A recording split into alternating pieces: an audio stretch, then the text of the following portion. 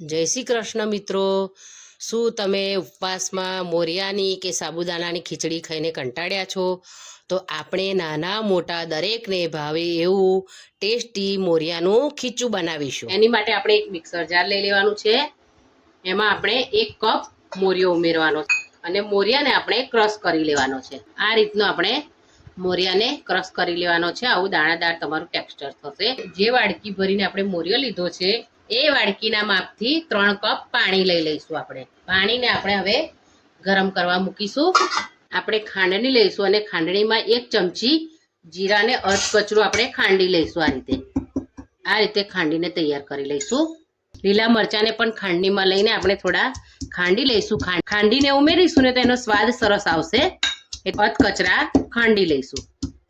લીલા મરચાંને પણ આ રીતે ખાંડી અને તૈયાર કરી લઈશું. પાણી સરસ ગરમ થઈ ગયું છે. આપણે જે જીરું ખાંડીને રાખ્યું તે આપણે ઉમેરી લઈશું. 1 ચમચી તલ ઉમેરીશું. લીલા મરચાં ઉમેરીશું. 1 ચમચી ખાંડીને રાખ્યા હતા એ 1 ચમચી જેટલું તેલ ઉમેરીશું. આ બધી વસ્તુને આપણે બરાબર મિક્સ કરી લઈશું. મિશ્રણને બરાબર ઉકળવા દઈશું. લીલા ધાણા ઉમેરી લઈશું. પાણી ઉકળી ગયું છે. આપણે જે મોરિયો દળ્યો હતો એ આપણે થોડો થોડો કરીને ઉમેરતા જઈશું અને હલાવતા જઈશું. આ રીતે આપણે સતત હલાવવાનું છે એટલે આપણું ખીચું નીચે ચોટે નહીં. જો તમને મારું મોરિયાનું ખીચું બનાવવાની રીત ગમે તો મને કોમેન્ટ જરૂર કરજો અને તમારા પરિવાર અને મિત્રો સાથે શેર કરજો. અને તમે મને કોમેન્ટ કરશો તો મને ખૂબ ગમશે. અને કોમેન્ટમાં જય શ્રી રામ જરૂર લખો. ખીચું ધીરે ધીરે તૈયાર થવા આવી ગયું છે. પેન છોડવા લાગ્યું છે જો.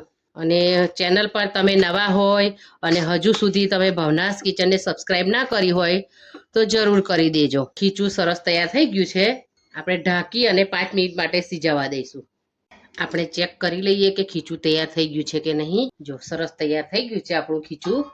કે આ એક સરખું ફરે છે એટલે આપણું ખીચું સરસ તૈયાર થઈ ગયું છે. હવે આપણે એને સર્વ કરી લઈશું. ખીચાને આપણે સર્વ કરી લઈશું. જો તમે આ રીતે મોરિયાનું ખીચું બનાવશો ને ખીચું બનાવવામાં માસ્ટર બની જશો. મોરિયો ખાઈને કંટાળ્યા હશો ને તો આ રીતે તમે ખીચું બનાવશો ને તો તમને ખૂબ જ મજા પડી જશે. તો આ રીતે તમે ખીચું જરૂર બનાવજો. ગરમા ગરમ ખીચા પર આપણે તેલ ઉમેરીશું. લાલ મરચું પાવડર સ્પ્રિંકલ કરીશું. તમે ખાતા હોય તો ઉમેરવું, ના ખાતા હોય તો સ્કીપ પણ કરી શકો છો. લીલા ધાણા ઉમેરીશું. તો તૈયાર છે દરેક ઉપવાસ માટે બેસ્ટ એવું ગરમા ગરમ મોરિયાનું ખીચું. આવી રીતે રેસીપી જોતા રહો અને સરસ સરસ કોમેન્ટ કરતા રહો. આપણે ફરી મળીશું મારી નવી રેસીપી સાથે. ત્યાં સુધી થેન્ક્સ ફોર વોચિંગ.